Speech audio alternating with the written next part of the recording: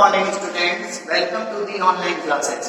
तो स्टूडेंट्स, मैं आपको पिछले दिनों कार्तीय गुणन पर आधारित दो समस्याओं में कार्तीय गुणन पर आधारित कुछ प्रमेय बता रहा था। मैंने आपको प्रमेय 3 तक बता दिया था। आज मैं आपको प्रमेय 4 बता रहा हूँ। प्रमेय 4 समस्याओं में ए बी सी के लिए सिद्ध कीजिए कि a cross b minus c बराबर a cross b minus a cross c। Students, 3 समस्याएं हैं a b और c।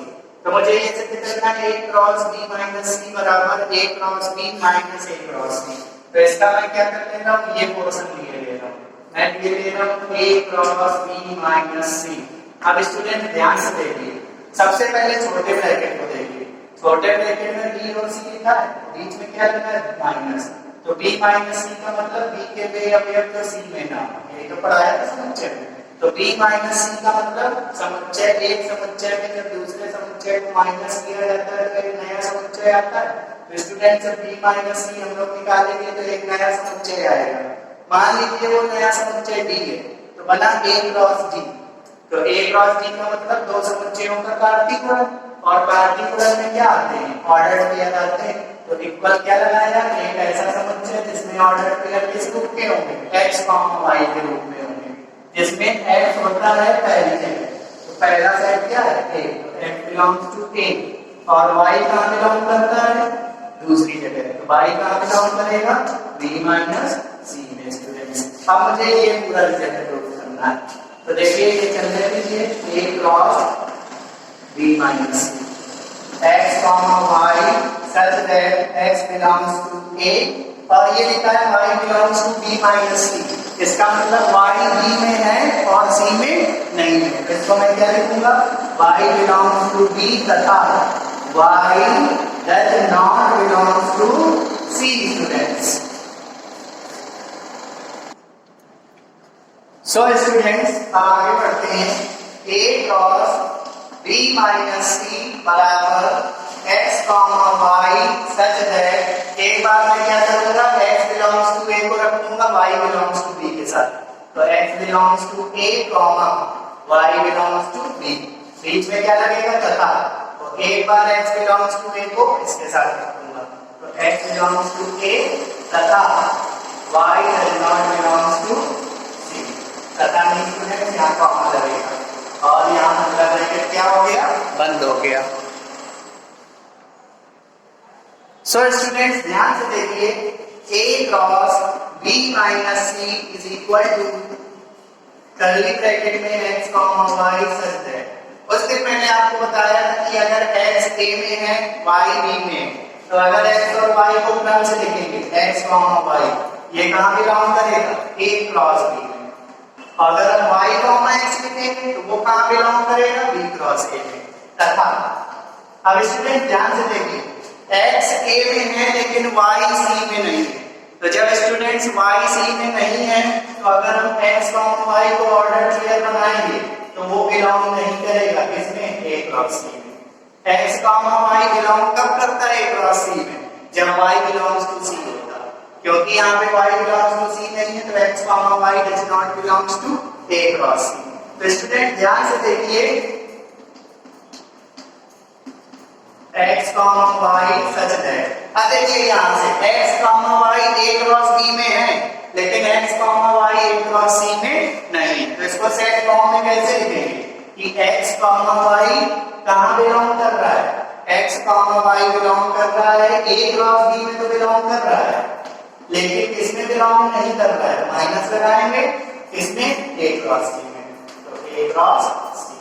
तो स्टूडेंट्स ध्यान से देखिए, अगर x, y को क्या बोले, x, और इस पूरे को बोल a, तो क्या बना, कर्ली ब्रैकेट में x सच दैट, इसको मैंने x बोला और बिलोंग के बाद वाले को a बोला। तो ये स्टूडेंट सेट वेक्टर फॉर्म है किस सेट का, a सेट का। तो देखिए a का काम क्या कर रहा है, यहाँ पे स्टूडेंट a का काम कर रहा है a cross b minus a cross c। तो स्टूडेंट्स, ये रिजल्ट आपका क्या हो गया, सिद्ध हो गया। स्टूडेंट्स आते स्टूडेंट्स अगली प्रमेय में आते हैं। अगली प्रमेय क्या कहती है, प्रमेय नंबर 5।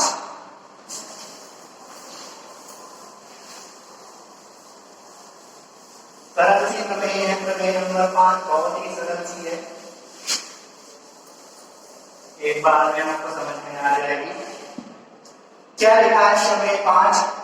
प्रमेय 5 कि यदि प्रमेय 5 है यदि ए सबसेट है बी का, यदि ए सबसेट है बी का, कैसा वाला? प्रॉपर वाला, इम्प्रॉपर वाला, इम्प्रॉपर वाला।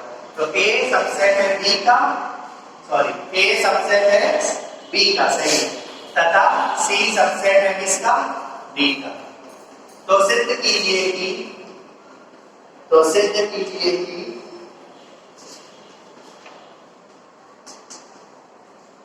ए क्रॉस बी इम्प्रॉपर सबसेट होगा किसका? सी क्रॉस डी का। तो आइए अब मैं इसको सिद्ध करता हूं, सत्यापित करता हूं। क्या दिया गया है सत्यापन? ये हमको दिया है क्या दिया है कि ए सबसेट है किसका? बी का, और सी किसका सबसेट है? डी का, है ना स्टूडेंट्स? अब मुझे क्या सिद्ध करना है? सिद्ध करना है ए क्रॉस बी सबसेट है किसका? सी क्रॉस डी का, है ना स्टूडेंट्स? तो बताइए यहाँ पर स्टूडेंट्स ए क्रॉस बी को सबसेट दिखाना है किसका? सी क्रॉस डी का। तो देखिए ए और बी क्या है? ए और बी दो समुच्चय हैं, तो दो समुच्चयों का जब हम क्रॉस करेंगे यानी कार्तीय गुणन करेंगे तो ऑर्डर पेयर प्राप्त होंगे कि नहीं प्राप्त होंगे? तो बताइए A cross B is equal to student ध्यान से देखिए, ए क्रॉस बी का मतलब ए और बी का कार्तीय गुणन। तो ए और बी का कार्तीय गुणन करेंगे तो ऑर्डर पेयर प्राप्त होंगे। तो मान लिया वो ऑर्डर पेयर किसके जैसे हैं? x, y के जैसे। x, y belongs to A cross B. इसका मतलब क्या है? भैया ए क्रॉस बी में ऑर्डर पेयर नहीं बनेंगे, सी क्रॉस डी में भी क्या बनेंगे? ऑर्डर पेयर नहीं बनेंगे। तो मैंने x, y ले लिया ऑर्डर पेयर है जो किसमें बनता है? ए क्रॉस बी में। तो इसका मतलब क्या है?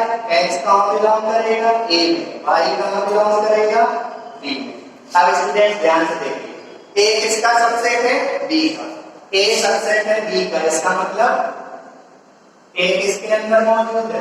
बी के अंदर। ये ए हो गया, ये बी हो गया, यही तो है ना? ए सबसेट है बी का और x किसमें बिलोंग कर रहा है? ए में। तो ये x ए के अंदर है। तो बताइए अगर x ए के अंदर है तो क्या x बी के अंदर नहीं है? हाँ दिख रहा है। तो अगर x ए के अंदर है तो x बी के भी अंदर है ना? और y बिलोंग्स टू क्या है? y बिलोंग्स टू क्या है? बी है।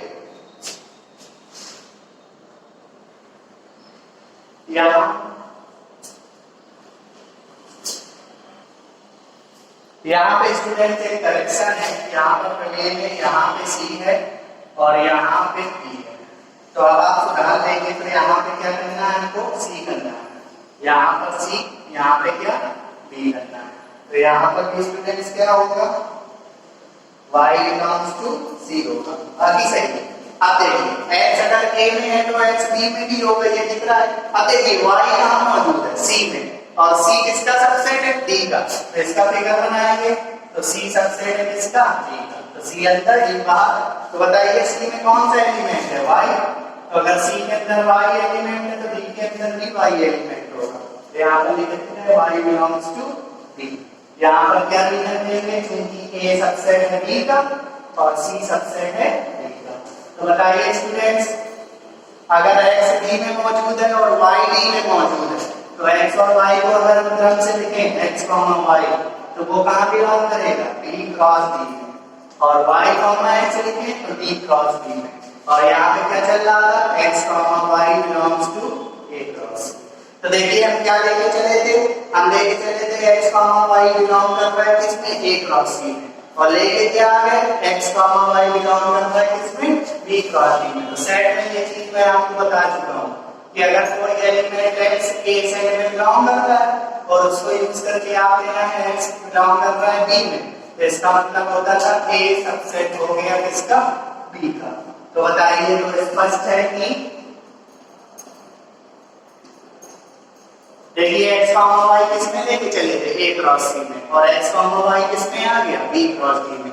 तो स्पष्ट हो गया कि a क्रॉस c सबसेट है किसका? b क्रॉस d का। ये स्टूडेंट्स हो गया प्रूव्ड।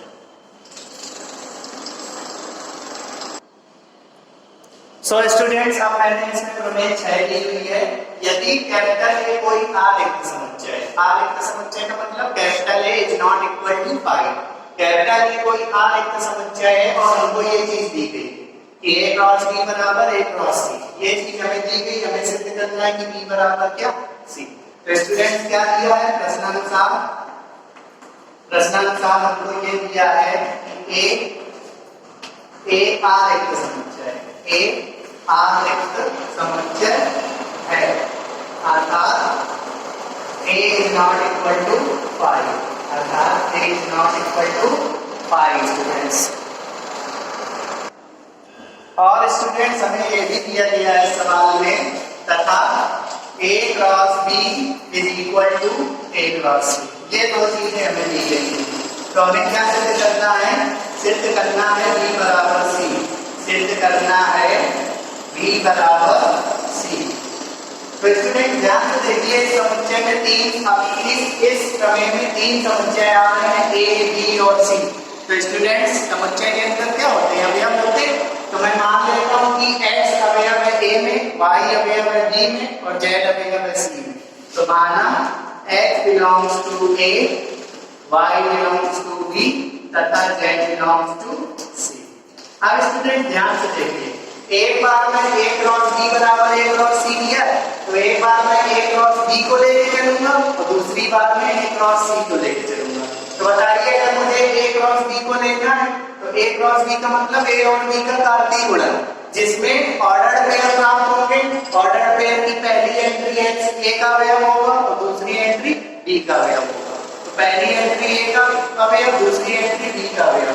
तो लिखेंगे क्योंकि x बिलोंग्स टू a, पहले a का अवयव comma y belongs to b, इसका मतलब ये हुआ कि x कॉमा y किसमें बिलोंग कर रहा है, a क्रॉस b।